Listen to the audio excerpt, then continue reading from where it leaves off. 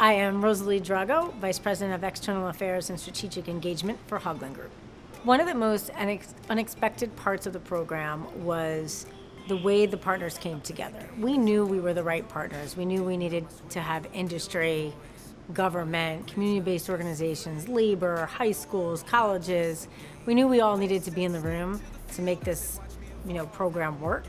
But the energy, the excitement, the passion, the gratitude, each one of those partners brought to every day. They called and they said, this is amazing. This is what was intended when we set out to do work in the communities where we build. So while we intellectually knew that this was the right thing to do, the unexpected, beautiful thing that happened is how we really collaborated across all those sectors to create something that builds the next generation workforce.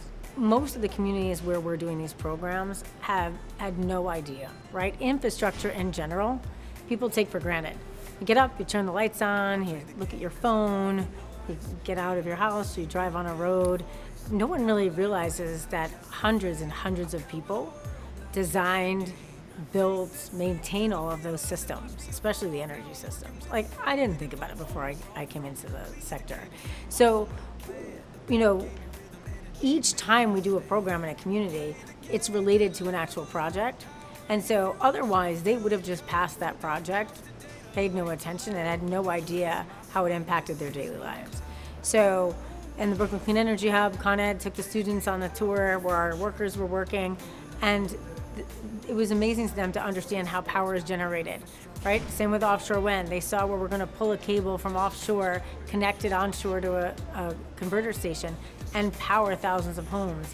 They all walked away understanding how the systems that power their daily life works, and they were all inspired and said, studied STEM subjects in school, now I understand how this relates to a career I could have.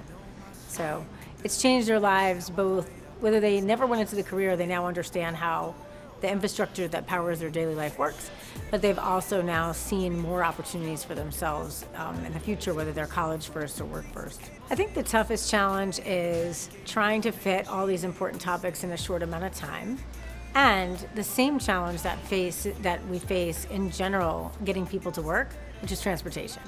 So honestly, all the nonprofit partners we have provide the wraparound services, whether it's helping folks with, food or transportation, but really getting people around was tough. And that is the same barrier that's faced when people try to get to work from these different communities. So I would say logistics was a challenge in terms of moving people around. We of course work together to solve that, but that is something that as a region we need to deal with to help people access jobs. There were two moments in the project timeline that really stuck out as moments where the students learned something that is going to serve them in the future.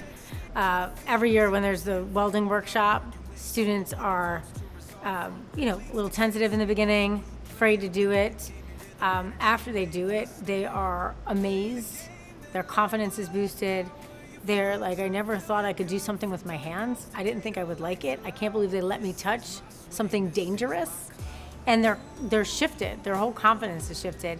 And whether they're college bound, looking at engineering, or whether they're thinking about a trade, they've done something that they thought not possible, and it's transformed the way they thought.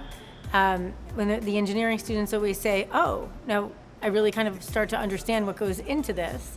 And I just think anything that builds somebody's confidence, even if they're literally looking at it intimidated, and then they walk away and go, I did it, that's a magical moment. I think the other moment was during the Empower Her program. We were at Local 3 electricians. It was the girls from the program, a group of female electricians, and at Local 3 Training Center, there's a skyline in the background. You could literally see out the window and see the skyline. And, one of the students said, what did you build? And each one of those women said, I lit up that building. I lit up that building. I raised my children on the work I did on these 3 buildings. It was visible. And they asked them, what were you most afraid of? And they said, honestly, coming to talk to you today because I wanted to inspire you. So I think, and in that moment, they didn't realize what was possible for them. They said, oh yes, I know. And one of them said, I knew that women could do anything, but this is unbelievable, right? It's a physical achievement that people look at in the skyline every day. So I think those are the two standout moments.